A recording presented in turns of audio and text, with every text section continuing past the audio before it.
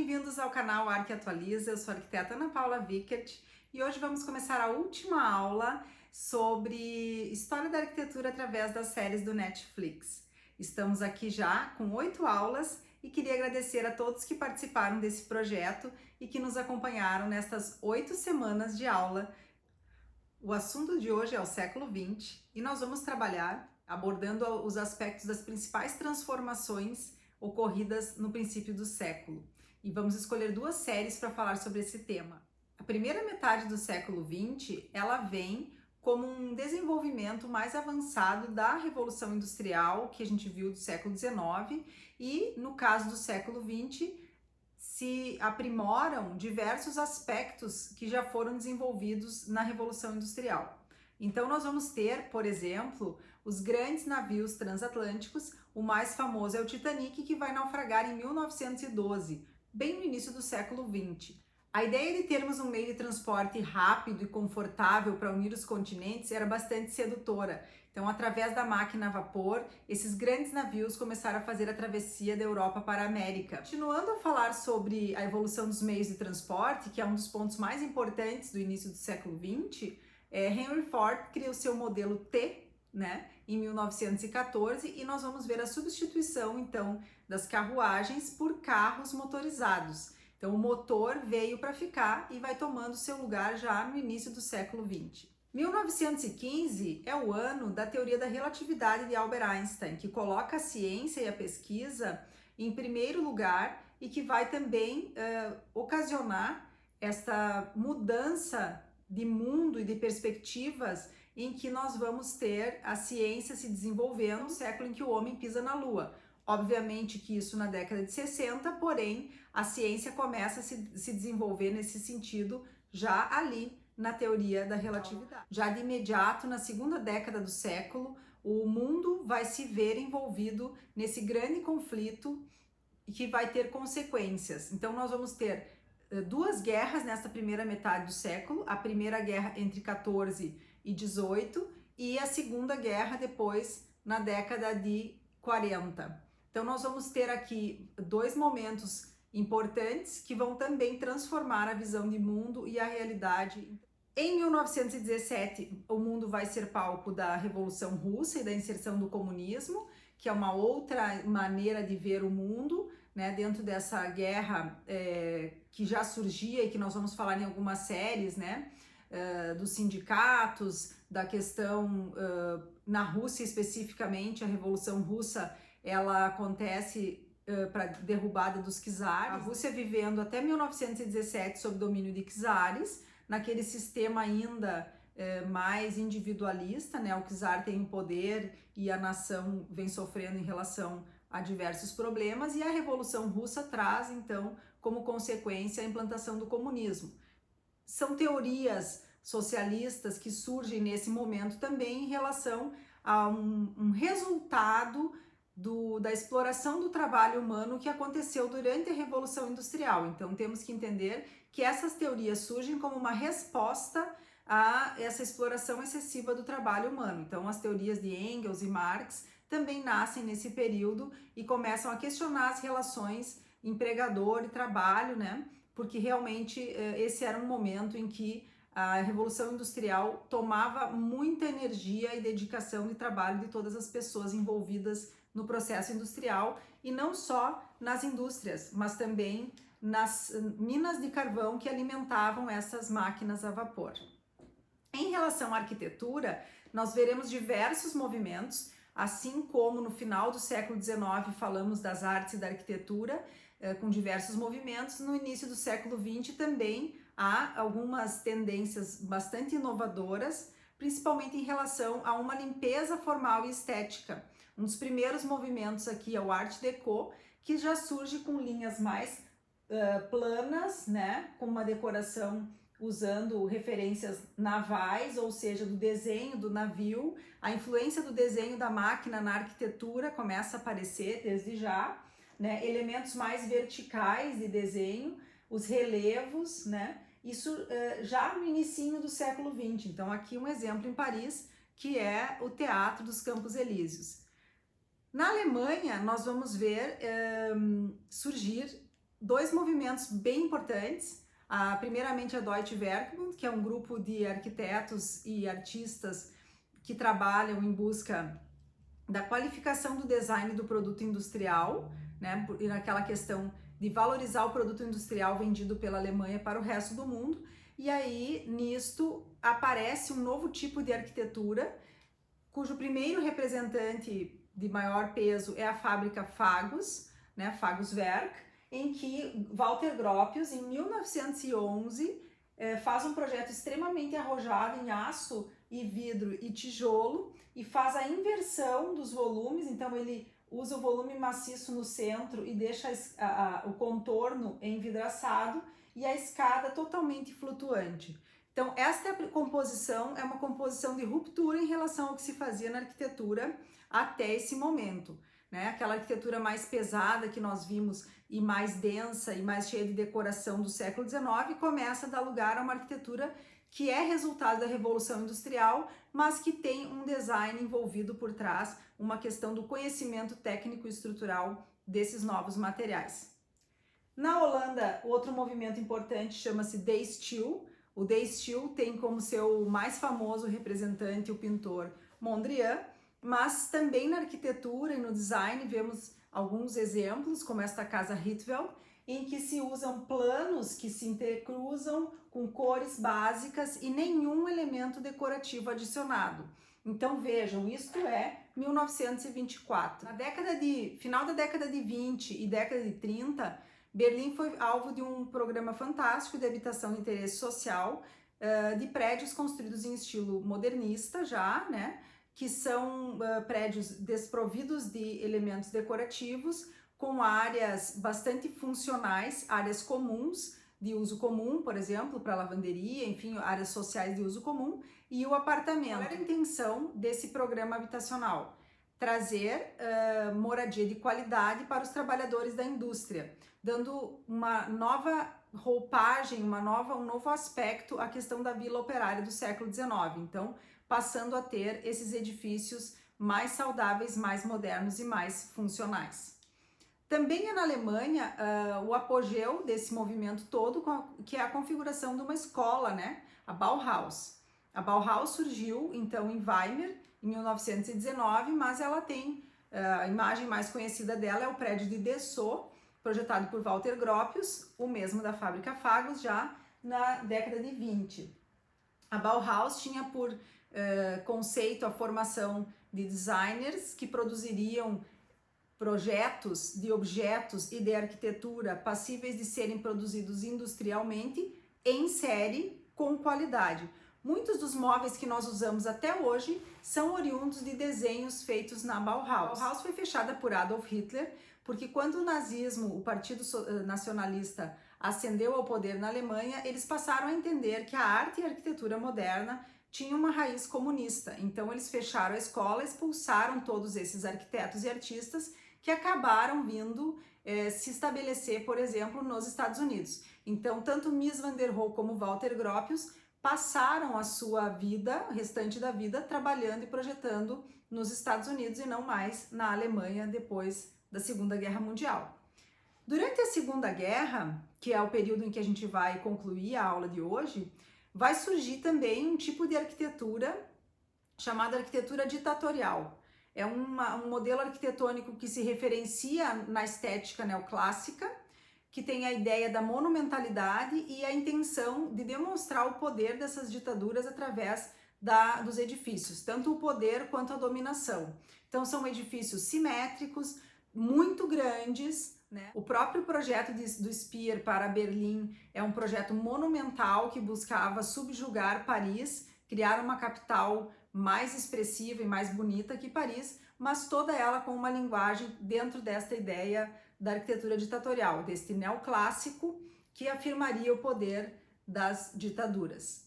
E aí nós temos um período, então, de 39 a 45, em que a Europa será dizimada pela Segunda Guerra e que algumas séries, uma em especial que eu vou falar hoje, vai mostrar bastante esse contexto.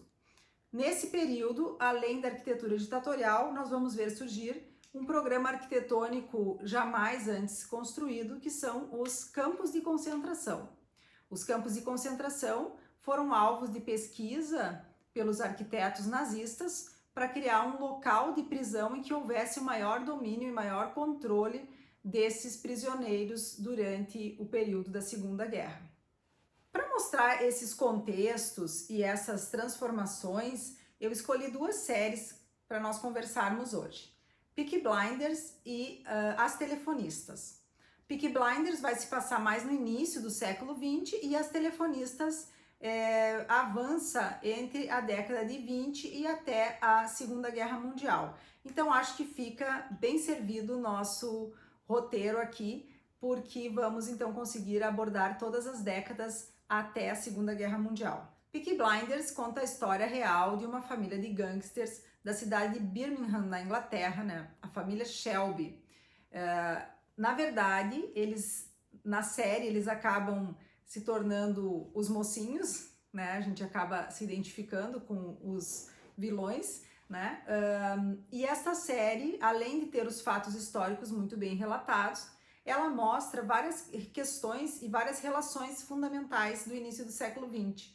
Uma delas é a questão do trabalho, né, dos operários ingleses, de como se dava essas relações de trabalho, das vilas operárias, né, da formação dos sindicatos, da questão das pessoas desempregadas que acabavam entrando para esse submundo dos gangsters. A série é muito bonita, tem uma estética bem interessante, foi filmada principalmente então em Liverpool, mas tem outros pontos de filmagem que vão mostrando esta realidade do início do século XX. Tanto na parte das filmagens externas quanto nos ambientes internos. É importante que a gente observe que muitas séries têm várias cenas internas e que desde o mobiliário, decoração, luminárias, já refletem a realidade desse período. Grande parte das cenas de Peaky Blinders foi gravada num museu, que é o Black Country Living Museum. É um museu do início da industrialização, do início do século XX, né? E ele forneceu cenário para diversas cenas, né? E, na verdade, nós vamos ver que temos aqui aquela característica da arquitetura de tijolinhos, né? Desse período do início do século XX na Inglaterra, né? Aqui, por exemplo, a cena, aqui o museu, né? Aqui vocês veem essa edificação que vai aparecer justamente na cena da série.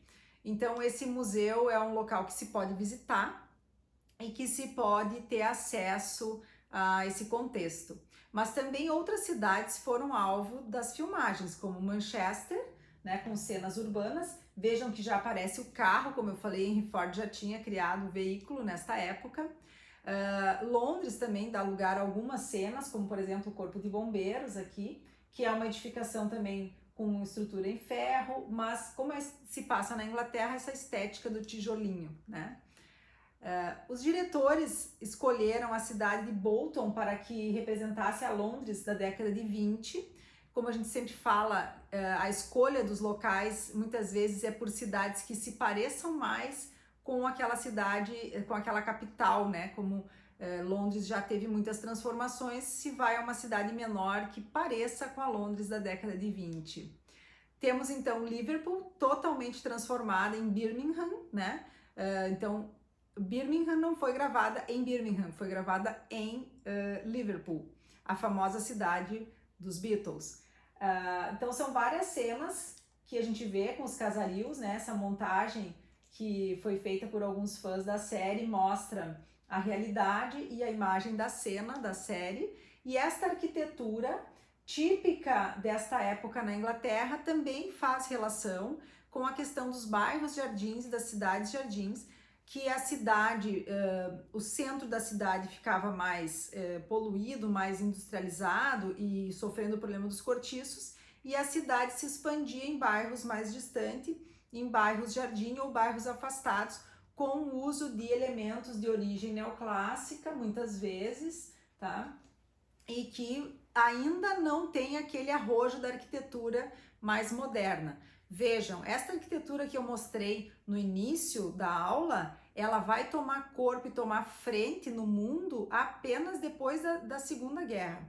Efetivamente, até lá, são poucos os edifícios que vão sendo construídos em estilo modernista. Aqui temos mais cenas que mostram o contexto e a cena da série. Então, esta arquitetura mais industrial, né? Várias cenas se passam nessas ruas com essas edificações que não tem recuo, que são em tijolo aparente, nesse cenário muito industrializado aqui, né?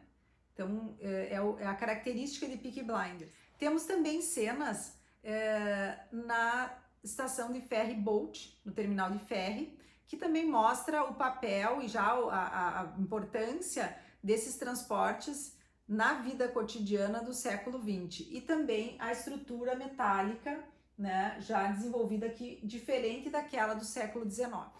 Já a série As Telefonistas é uma série espanhola, que relata o contexto da Espanha no início do século XX, mas muito conectada ao que vinha acontecendo no resto do mundo. A série se baseia na vida de 5 amigas que vão trabalhar nesta empresa telefônica, na primeira empresa de telefonia da Espanha, e neste contexto todo acontecem os romances e as investigações e também a discussão de vários temas importantes para a época, como o papel da mulher na sociedade, a questão do voto feminino e a questão de gênero e transgênero, já que tem uma personagem que vai se transformar numa personagem transgênera. Quando a Netflix lançou, já que é uma série da Netflix, eles montaram esse stand em frente ao prédio da Telefônica. Esse prédio não é o prédio que existia na década de 20, então esta empresa telefônica seria esta, porém na década de 20 não era este o prédio que estava lá. Mas eles fizeram todo o apelo e toda a questão de marketing em cima da série da Telefônica em Madrid, né? Montaram aqui uma cabine e permitindo então que os fãs pudessem fazer o seu selfie dentro do cenário das telefonistas. As telefonistas mostram muito bem muitas cenas dentro de Madrid. É o centro urbanístico da série As Telefonistas, ela aparece diversas vezes. A série já está na sua primeira parte da 5ª temporada e Madrid sempre é o ponto principal das filmagens. Observem que então já temos uma iluminação elétrica, já temos o carro, o vestuário já é diferente, alguns elementos em ferro continuam, mas já com outro design, né? Já vai aparecer a relação com o veículo direta, né? O carro já está na vida cotidiana, porque isso já é década de 30. A estação férrea também faz parte desta série como um ponto nevrálgico. Esta aqui é a estação de Atocha, onde várias cenas acontecem, cenas importantes, né? Mostrando que ainda a ferrovia, ainda a estação férrea tem um simbolismo muito expressivo no início do século XX. Muitas cenas também acontecem em áreas internas, como cafés e bares, muitos deles sendo em estilo Art Nouveau ou Art Deco, que eram típicos da decoração de interiores desse período. E o prédio aqui, fundamental da série, que seria o edifício da Telefônica. Como eu falei, não era o edifício da época, porém ele é tido como a referência para o prédio, né, onde acontece toda a trama das telefonistas. Obviamente que tem muito trabalho digital em cima desses cenários, né? Então eles criaram o acesso do prédio, que é um dos pontos que mais possui cenas gravadas, e gravavam as cenas aqui e depois faziam a montagem, né, do entorno, como vocês podem ver. Então só isso aqui é construído, o restante é uma montagem digital, né, feita pela Entropy Studios. Internamente, as telefonistas apresentam um cuidado muito expressivo na configuração desses espaços.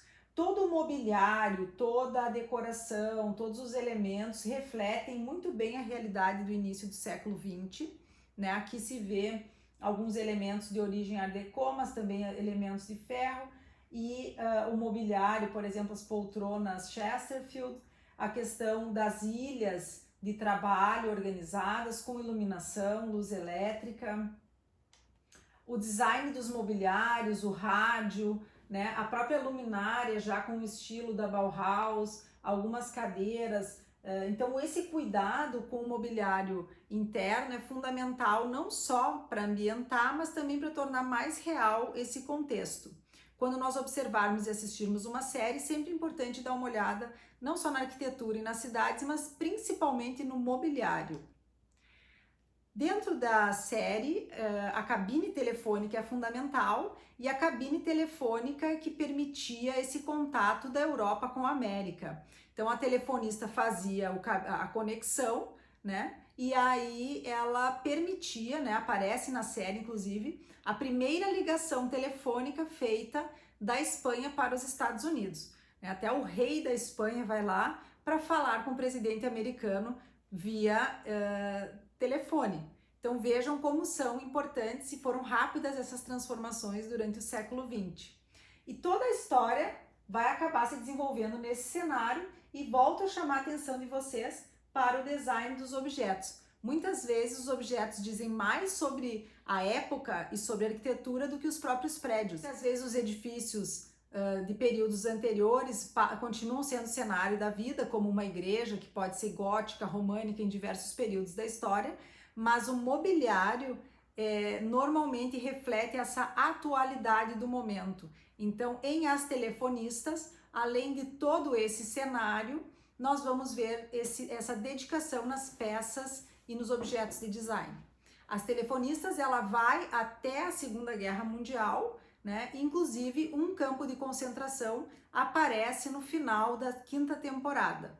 É uma série bastante interessante para assistir, em virtude dela transitar por todos esses períodos e também porque eles saem da Europa, vêm para os Estados Unidos, voltam para a Europa, mostram a realidade da guerra, né? E como que isso vai se configurando. Agora, a arquitetura moderna, a arquitetura mais arrojada, ela ainda é mais restrita aos núcleos mais eruditos desse período. Então, neste momento, para saber mais sobre esse tipo de arquitetura, vou sugerir a vocês alguns documentários e não necessariamente as séries de época. Porque para a pessoa ter um mobiliário da Bauhaus em sua casa, ela tinha que ser muito arrojada para a época. Agradeço a participação de vocês nesse curso. Estou aqui aberta aos comentários, a receber. Quem tiver dúvidas, perguntas, pode mandar aqui via canal. E convido vocês então a se inscreverem no canal e a seguir o nosso perfil no Instagram, Arque Atualiza. Em breve teremos novidades.